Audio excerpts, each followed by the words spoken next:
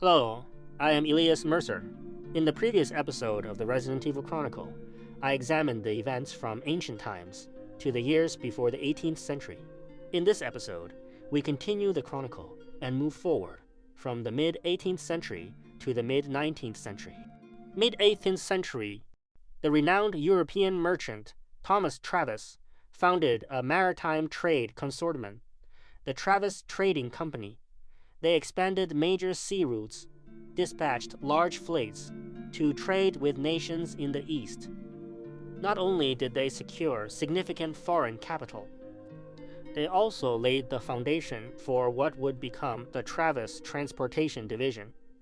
Within only a few decades, Travis Trading became one of the most powerful commercial groups in Europe. At the same time, the British Simmons family established a new organization in Europe, an organization intended to balance the world itself. Simply known as the Family, as years passed, the organization grew steadily, leveraging the fact that many of its members were of noble blood. It gradually infiltrated the political structures of Western nations. After decades of quiet influence, it came to control the very lifelines of certain states. Following the Arakan War of Independence, the Family turned its attention to this emerging nation. It did not take long before they gained considerable authority. With the backing of the Family, the United States rose rapidly in strength, and the ambitions of the Simmons lineage expanded alongside it. The desire to control the world began to take root within the organization. 19th century, across Europe, a new passion took hold: exploration, expeditions, and the pursuit of fame through discovery. Young men with ambition set sail for distant continents. Among them was Henry Travis, the youngest son of the Travis family. In 1840, the London Missionary Society dispatched David Livingstone to South Africa. Over the next decade, he traveled throughout southern Africa, recording remarkable observations. After reading Livingstone's accounts of missionary journeys and African exploration, Henry developed a deep fascination with the African continent. He invested his personal share of the family fortune into exploration. He journeyed to Africa 5 separate times.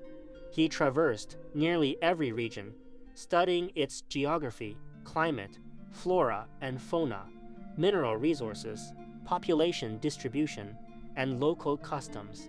He compiled detailed expedition records. During his 5th expedition, Henry wandered into an underground complex. There, he witnessed a ritual performed by a local tribe. It was a leadership selection ceremony of the Ndipaya kingdom. At that moment, the empire was locked in a struggle for succession. 2 heirs led their factions into open conflict. The underground world descended into chaos. Unable to determine a victor, both contenders agreed to consume the Sun Stairway flower and settle the matter through survival.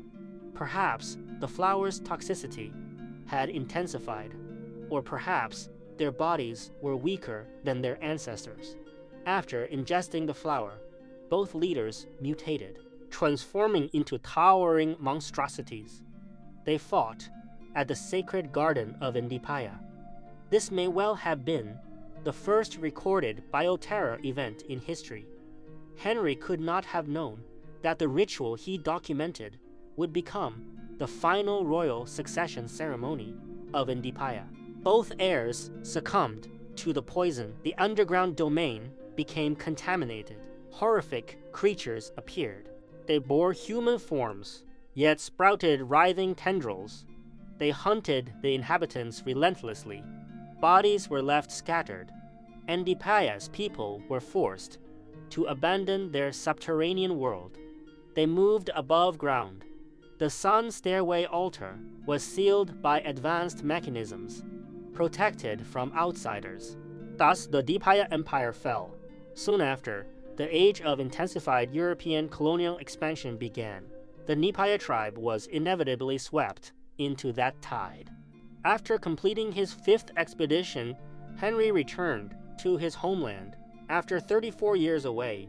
Determined to reveal Africa to the world, he withdrew from the family enterprise. He organized decades of records into 72 volumes titled Natural History Survey and released them publicly. The work was monumental, yet it was not embraced by European academia, particularly the section on Indipaya. Many scholars dismissed it as little more than adventurous fiction. After dedicating decades of his life to the project, Henry saw his work ignored. The rejection devastated him. His health declined, and not long after, he passed away. Henry's elder brother, then chairman of Travis Trading, felt little sorrow. Instead, he recognized the value of the resource documentation within the volumes. To ensure exclusive access, he ordered all circulating copies of Natural History Survey to be retrieved. The work returned to the family. The company library became a strategic reference for exploiting African resources. Travis Trading profited immensely from mining operations. New departments were established. What Henry's brother did not realize was that the noble Spencer family had retained a complete copy of Natural History Survey and preserved it for future generations. Mid-19th century, Veronica Ashford was born in Europe. She displayed exceptional talent in mathematics, biology, and linguistics. By the age of 10, she had already earned a master's degree and mastered 10 languages. All who encountered her were struck by her beauty and refined demeanor. Through her influence, she gathered wealth and extensive connections. Within a few years, under her leadership, the Ashford family rose to noble prominence. Her governance was disciplined. Her retainers were fiercely loyal. She was hailed as the embodiment of intellect and grace. After her death, her son, Lord Stanley Ashford, inherited leadership of the family. Veronica's body, after preservation, was mummified and placed beneath the Ashford ancestral estate in Europe, including Stanley and later Thomas and Arthur. Successor generations achieved notable accomplishments in biological sciences.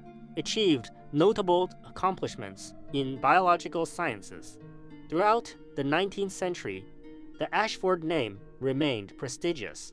Their wealth continued to grow. And that concludes this episode.